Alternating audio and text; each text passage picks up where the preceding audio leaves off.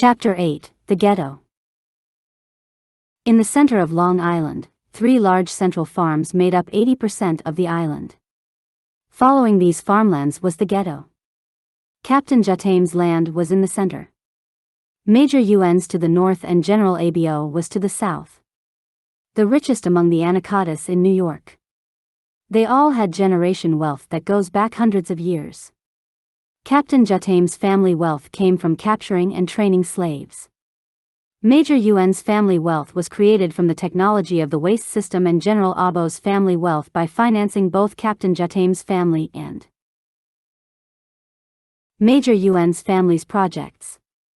Tomas, whom Captain Jatam killed, was General Abo's nephew, but everyone thought he was his son. These 3 families owned the land that stretched from Sagticos Parkway to Lake Avenue, fertile land with a combined slave population of 4,000 slaves, and these slaves, depending on their duties, worked on the property. Only a few lived on the property, and the rest lived in the ghetto.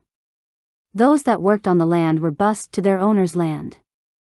Everything north of Lake Avenue to Orient and Montauk to the south was called the ghetto, and to the far east was Gardiner's Island, which served as a prison or disciplinarian center.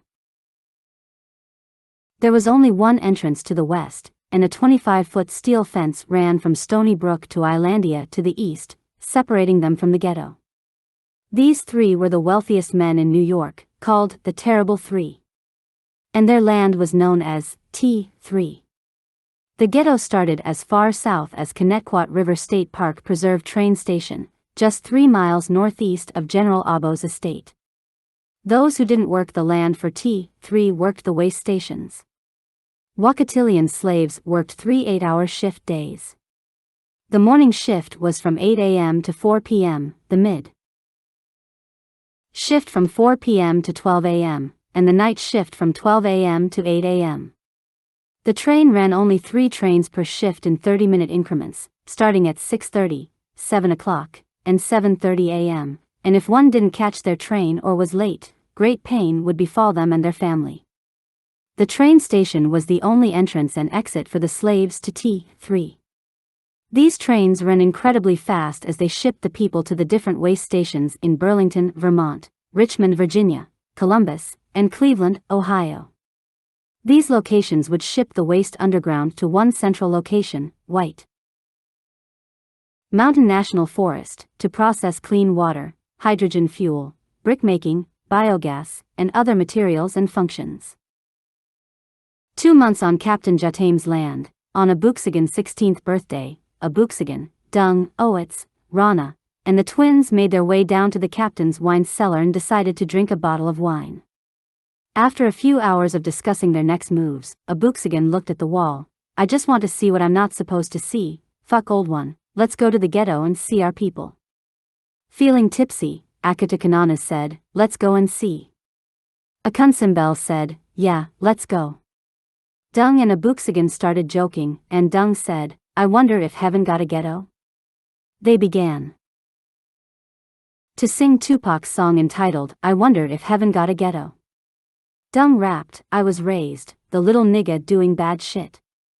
Talk much shit, 'cause I never had shit. I could remember being whooped in class, and if I didn't pass, mama whooped my ass." As they slowly made their way to the edge of the land, they became quiet. Abooksigun said, "Anu, break a hole small enough for us to crawl through it." Akutukananu said, "Okay," and blew a small hole 2 inches wide, and AkunSimBel said, "Girl, please, only Owitz can fit in there. How are we supposed to crawl in that?" And everyone started laughing. Akutukananu said, hold on. Weaving back and forth before Akutukananu blew again, half the wall fell. Abooksigun said, "Girl, I know you're drunk now, 'cause that's too big." They were stumbling and laughing as they walked to the other side. An elderly homeless man looked at them as they struggled through the wall. "Oh, hell to the nah, y'all asses got to put that shit back up. These motherfuckers gonna know I did that shit, 'cause this here is my side of the wall. I don't care how long it takes, but y'all black asses gonna fix that shit now." Abooksigun looked at the man. "Okay, old man, we'll fix it before tonight is over with. Today is my birthday." The man looked at Abooksigun and his wardrobe. Bitch, fuck what you're saying and do what you said. If you don't, I'll be dead before tomorrow. Dung came through the wall. And the man looked twice, and y'all done kidnapped a little anacondas boy too. Hell nah, I'm outta here, y'all on y'all own, and if they ask, I going to tell. Dung smiled. Hello, but I'm not an anacondas, I'm a mestizo, and these are my brothers and sisters. Weaving back and forth, Akutukananu looked at the wall. Hold on, I got this, and took the elements and repaired the fence, leaving a makeshift door. She looked at the man and said, will that do until we get back? The man ran off screaming, voodoo, black magic, witches, and warlocks are in our midst, run. Abooksigun said. What's wrong with him? The night air was disturbing as they walked down the streets. The people stared at them. Akutukananu and AkunSimBel looked at the people and whispered, we got ourselves an audience. Rana looked at Abooksigun. Book, do you smell what I smell, or is it too dark? Abooksigun said, what the darkness has to do with smell? I thought your stanky ass farted. I was being nice with your nasty ass. Holding his nose, that shit sank.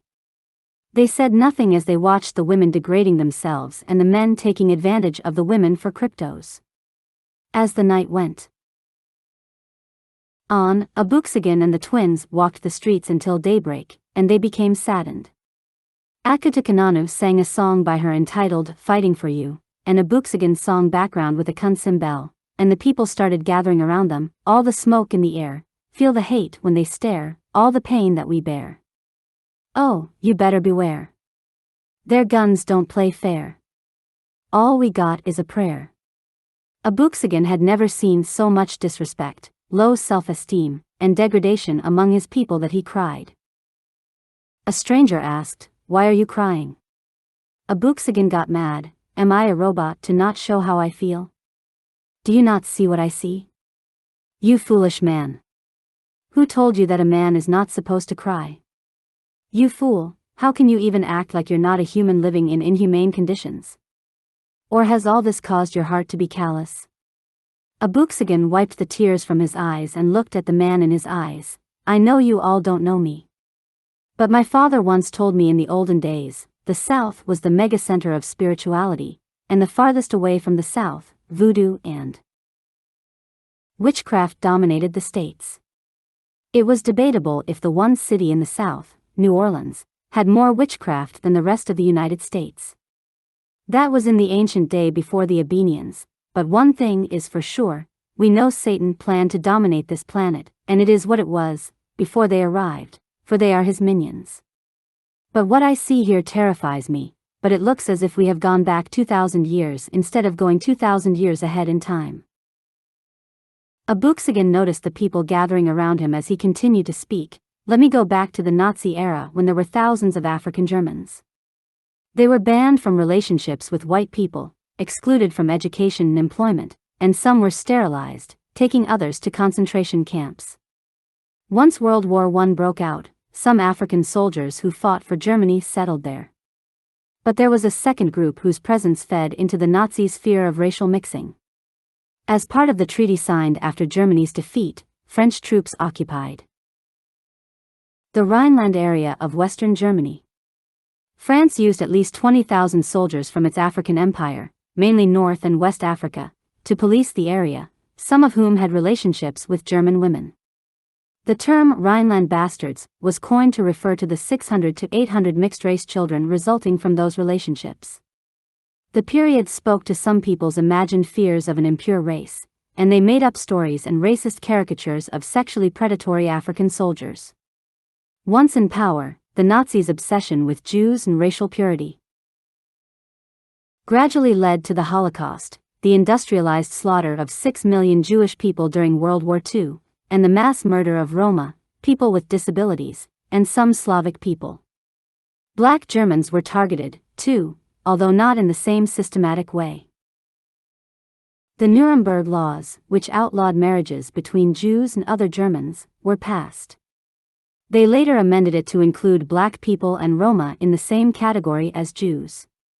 But fear of racial mixing persisted, and the mixed-race children from the Rhineland were targeted for forced sterilization.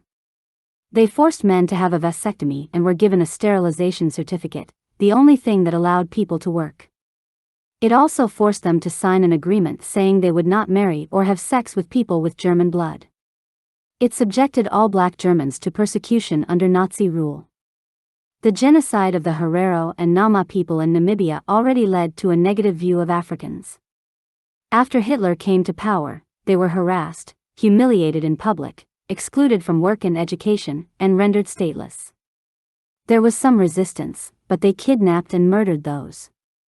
So, it's difficult to deny that black people also suffered at the hands of the Nazis. As time passed, many people would go into the hospital for a standard surgical procedure such as an appendectomy, only to find out afterward that they had been sterilized. America adopted this idea, and an untold number of women of color endured such life-altering experiences partly because of medical racism. Black, Native American, and Puerto Rican women reported being sterilized without consent after undergoing routine medical procedures or giving birth. Others say they unknowingly signed documentation allowing them to be sterilized or were coerced into doing so. In North Carolina, countless Americans who were poor, mentally ill, from minority backgrounds, or otherwise regarded as undesirable, were sterilized. What was known as the eugenics movement, this movement caught on like wildfire. Eugenicists believed they should take these measures to prevent undesirables from reproducing so that poverty and substance abuse would be eliminated in future generations. Developed mainly by Sir Francis Galton, his idea was to Abooksigun gestured with his fingers, to improve humanity. Eugenics was increasingly discredited as unscientific and racially biased during the 20th century, especially after the adoption of its doctrines by the Nazis to justify their treatment of Jews, disabled people, and other minority groups. However, by the 1960s, tens of thousands of Americans were sterilized in state-run eugenics programs. It was not known until years later that they had been sterilized like North Carolina and 31 other states who adopted the same program. Between 1929 and 1974, in North Carolina alone, 7,600 people were sterilized, about 85% of black women and girls. They eliminated the eugenics program in 1977, but legislation permitting involuntary sterilization of residents remained until 2003. Many were described as promiscuous and feeble-minded. Puerto Rico sterilized more than a third of women from the 1930s to the 1970s because of a partnership between the U.S. government, Puerto Rican lawmakers, and medical officials. Doctors didn't think poor women could use contraception effectively. Many women received sterilizations for free or very little money as they entered the workforce. Before long, Puerto Rico had the world's highest sterilization rate. It became so common it was widely known as law operation among the islanders. Thousands of men in Puerto Rico underwent sterilizations as well. A third of Puerto Ricans did not even understand the nature of the procedure, including that it meant they could not bear children in the future. Sterilization was not the only way Puerto Rican women's reproductive rights were violated. U.S. pharmaceutical researchers also experimented on Puerto Rican women for human birth control pill trials. Many women experienced severe side effects such as nausea and vomiting. 3 died. The participants had not been told that the birth control pill was experimental and that they were taking part in a clinical trial, only taking medication to prevent pregnancy. 25% of Native American women between the ages of 15 and 44 also reported that they endured government-ordered sterilizations. Girls had their tubes tied without their consent. These officials did not give them all the information about sterilization procedures, coerced them into signing paperwork consenting to such practices, and gave them improper consent forms. They targeted Native American women for sterilization because they had higher birth rates than white women. White male doctors used minority women to gain expertise in performing gynecological procedures. Native American women suffered because many marriages ended in divorce, and mental health problems ensued. They thought poor people had bad morals, were lazy, impulsive, irresponsible, lacked family values, and lacked the skills and smarts to fit in with the economy. Akutukananu saw people running off. Why are they running off? A woman approached. It's almost 6:30. They are trying to catch the last train to work. As another man, how is all this that you speak about supposed to help us? Abooksigun, saddened by the man's words, I don't know yet, but you will as soon as I find out. But one thing I know, then he said, well, make that too. And the man asks, what is that? Abooksigun said, 1. We have animals who live better than this, where I'm from. And the man asks, and the second thing? Abooksigun smiled, Sabaoth did not send me here without reason. The man looked at Abooksigun and said in anger, Sabaoth? Sabaoth. You don't run shit but your mouth. This system, this government, runs this shit, so learn the game, understand the game, see the game, then play the game. You didn't make the rules, you can't change the rules, period. Pointing at the bubble city, the man continued, one person in that damn dome there produces 50 liters of feces and 500 liters of urine. Now multiply that by 200 million plus people. Our only job is to gather that shit and deliver it to its destination. Get the fuck out of here with that Sabaoth shit. And the man walked away. Saddened by the disbelief, Abooksigun was about to walk away when some people walked up to him. All don't believe in Sabaoth here and have accepted the way life is. However, we caught the ass end of your conversation and would like to know more.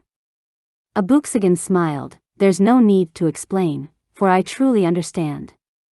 My father made us watch old TV series like Snowfall, showing how the CIA profited from drugs being shipped to black neighborhoods, and other shows and movies about our history during ancient times. Another show that stands out is Power, Rising Canon. I never knew why he made us look at those TV shows until now. They pitched mothers against fathers and the children against fathers, and the single mother became the thing, and the motto was, I don't need a man. Destroying the very fabric of what a community is, family. I see that clear as the day that we as a people continue to do that up to this day, not everywhere, but here it's obvious, that is what they wanted. They didn't want a family unit but a baby-making factory to produce slaves that could be productive. It took 400 years to get our genuine equal rights and freedom around 2024, but they needed our help because they had raped and pillaged this planet. They needed us more than ever, and all we got was, I'm sorry, but I'm sorry, doesn't cut it. But we healed and became a great nation, but this world was already beyond repair. Still, it lasted over 1,000 years before the world couldn't recover from the abuse of greedy men. It was also an opportunity for the Abenians to come and create their doctrine to be placed on humanity, like this 10-1, total nonsense. All kinds of beliefs, isms, and schisms had replaced God. Our people are suffering from PTSD and other mental disabilities, and women claimed their rule over men and started dictating to men what we need to do and how to do it. Until the manosphere shut them down and straight men began to travel abroad, practice celibacy, or just deal with themselves, the women came back saying, I'm sorry. They tricked our women into thinking this way, but it was another mental game that the rulers over us planned and executed. Yes, some became gay, and some even committed suicide to escape what seems to be a losing battle. Our family unit finally fell back in place as it was from the beginning, but the Abenians are doing the same here, unlike where I'm from, where we live in peace and harmony with true nature. But here, the women are more masculine than I have ever seen. Being strong and masculine are two different things. My mother was a strong woman, but she learned to be submissive to my father, and we had a loving home. How long will it take before our people have the same ways of life again? I hope to Sabaoth, I don't have to wait here to find out.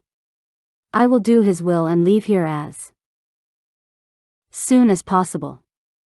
Hafez suddenly appeared before them. Where in the hell did he come from? One of the women asked. Abooksigun said to the woman, he's a speedster. And the woman said, a speed who?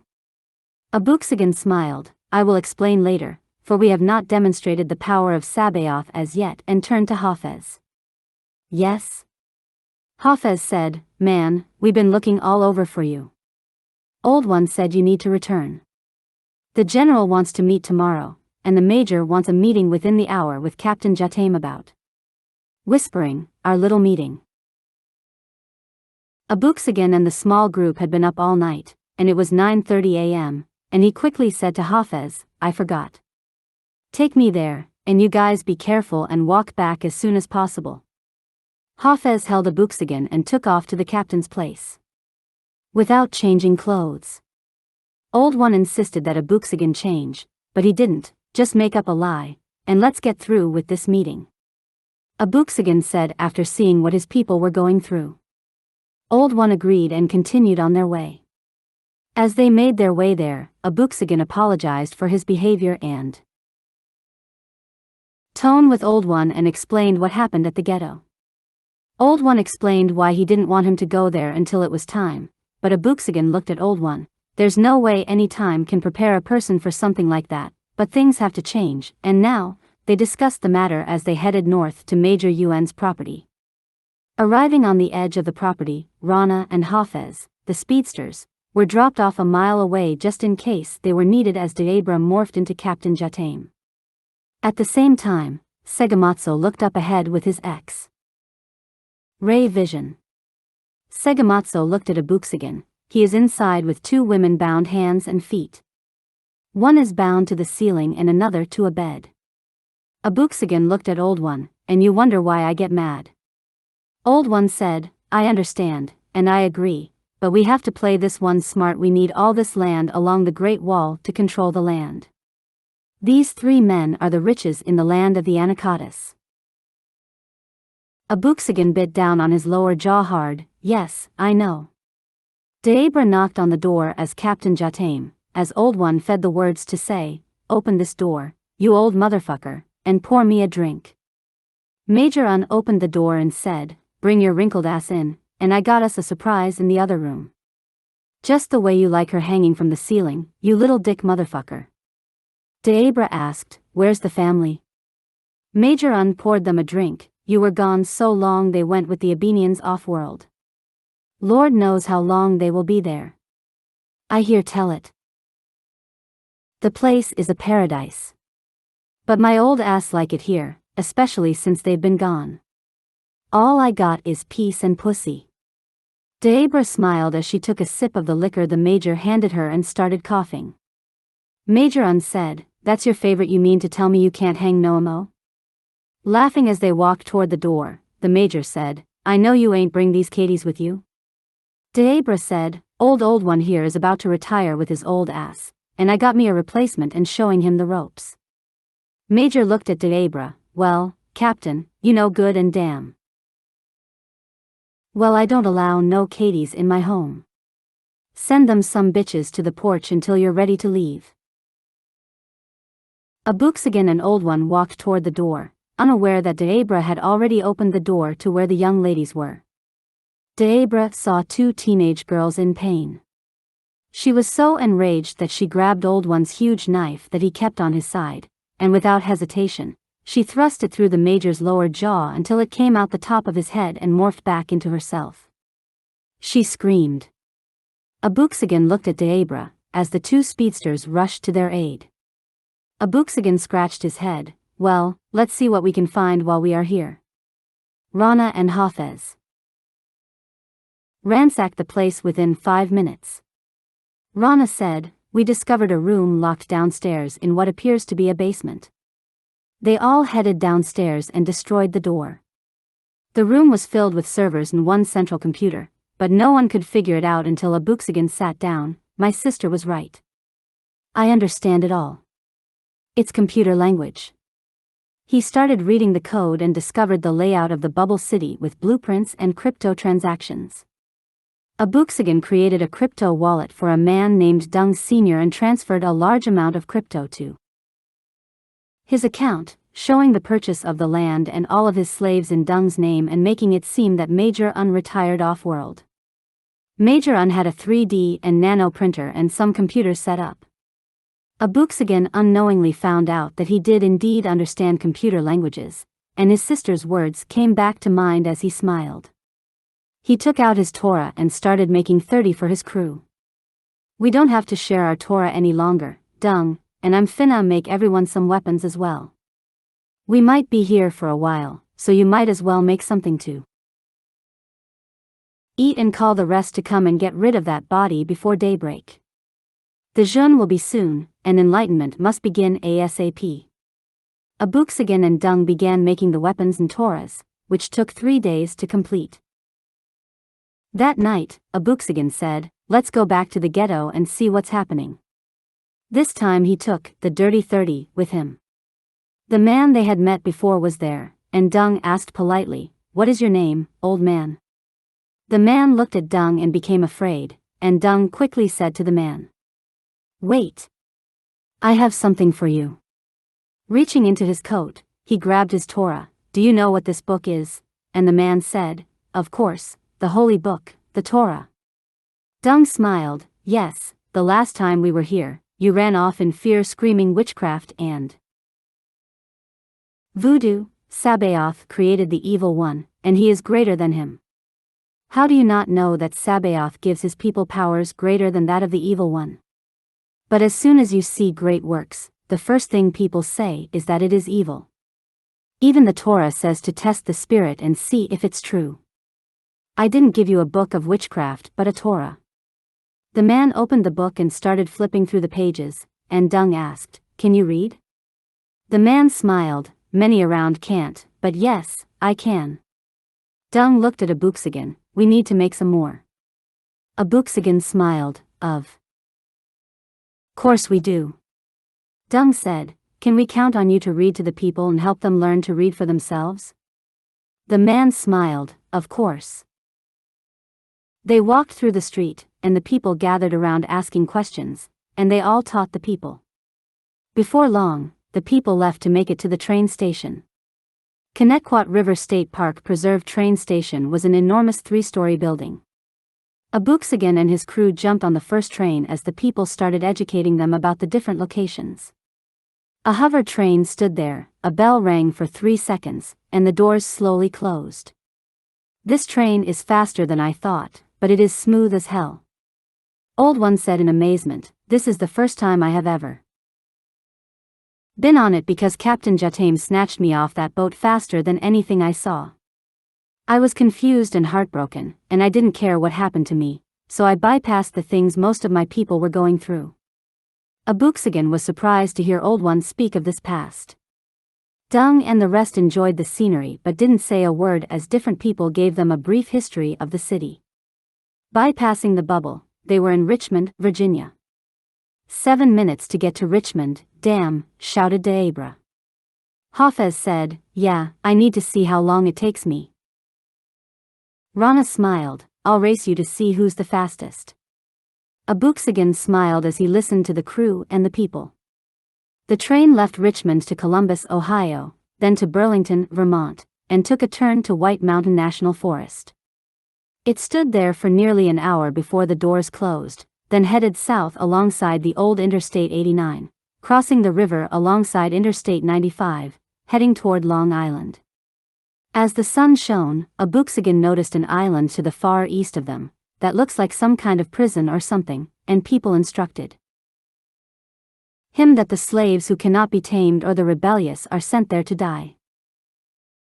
Abooksigun stood there thinking what Old One said and said to himself, "Warriors," when Old One called him, "Look, theirs is the intake for new slaves I heard so much about, as I told you earlier.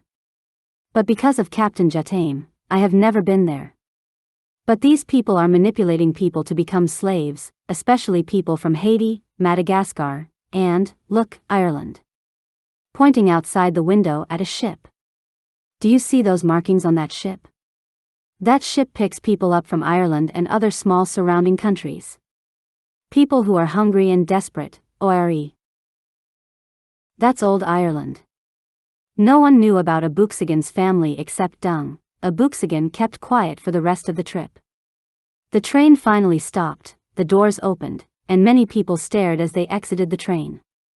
"Are you the man that came by the other night speaking to the people and singing songs?" a lady asked, and Abooksigun smiled. "How can you tell?"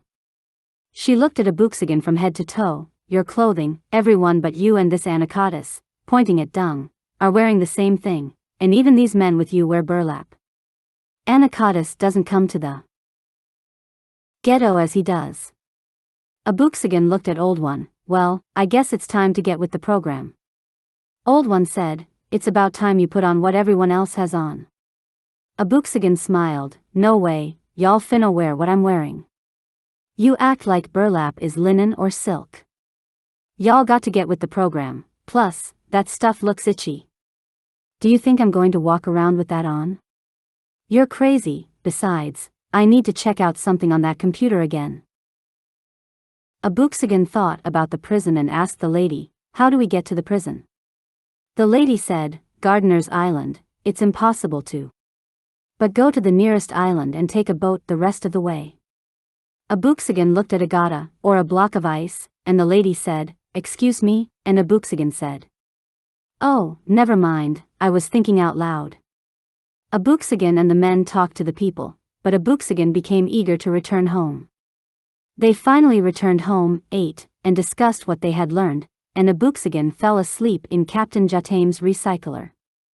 Sounds awakened Abooksigun in the middle of the night in the basement.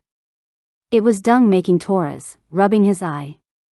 Abooksigun said to Dung, I guess you couldn't wait. Dung smiled, I paid close attention to you the last time, and we all need to do our part. This one will be mine.